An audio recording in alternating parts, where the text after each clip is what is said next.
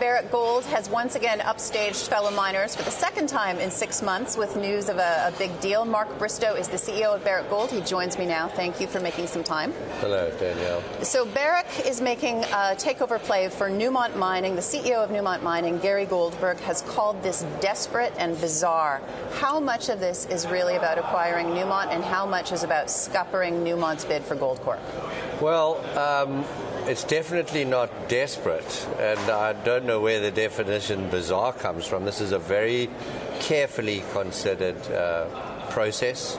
We've been working on it for a long time, and we've engaged Newmont beforehand in not just one meeting. You have to convince the shareholders this deal is better than the proposed Newmont Gold Corp deal. So if that's scuppering the Gold Corp deal, that's correct. Wait, you win either way, right? Even if this doesn't go through, you scupper the deal, so there's a benefit. Yeah, but what's the benefit? We don't believe that the Gold Corp Newmont deal creates any value for anyone. We do believe that, as we've demonstrated, our proposal has the ability to unlock $7 billion of value for both Newmont and Barrick shareholders. On Friday, you said you were considering a zero premium offer. You came in with an 8% discount on Friday. Why go in so low? So it's not about low. If you understand the information, the news broke on Thursday morning.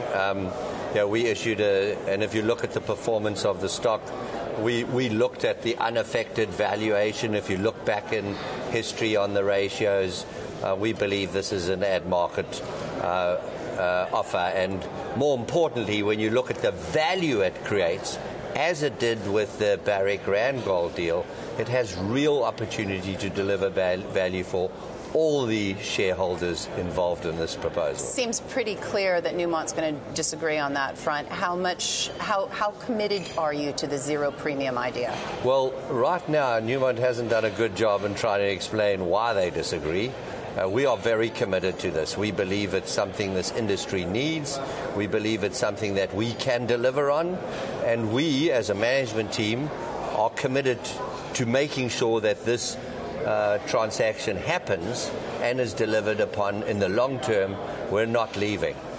Are you working with anyone else? No, we haven't worked. We've had many conversations with interested parties on the potential to participate post the transaction as we rationalize the portfolio, and we will be applying our strategic investment filters as we've made public. So if this goes through and you do rationalize the portfolio, divide up the spoils, is Newcrest going to be involved?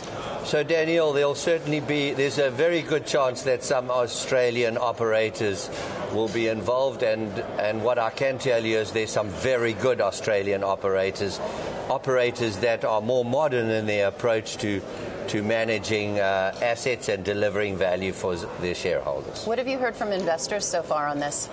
We are just starting the engagement. As you can imagine, we were quite bound by the importance to keep this under wraps until we were ready and we had done all the necessary homework to make sure that we were properly prepared and well considered. Are you prepared for a nasty fight, or how prepared are you for a nasty fight? Well, you know, the point is everyone wants to see a fight, but at the end of the day, we have common shareholders. And the shareholders, as you know, have been crying about the value destruction in our industry and pointing to the fact that our industry needs to be able to deliver value that will attract not only the gold specialists, but a broader base of investors. Yes, but I know that the last time these talks fell apart, personalities were part of it. Peter Monk talked about culture, Newmont talked about personalities. Is the fact that you're going hostile indicative in part of the fact that both John Thornton and Gary Goldberg are in place? Well, Gary Goldberg's not in place for long, by his own admission. So, you know, this is a deal that management under my leadership has convinced our board makes real value. And we've done a lot of work. I've spent a lot of time in Nevada, and I have no doubt that we can do a better job. than Newmont. But why do this now? Why not wait until Gary Goldberg retires at the end of the year? Because then we have another problem to deal with, and that is a bunch of less than attractive assets coming in from Gold Corp.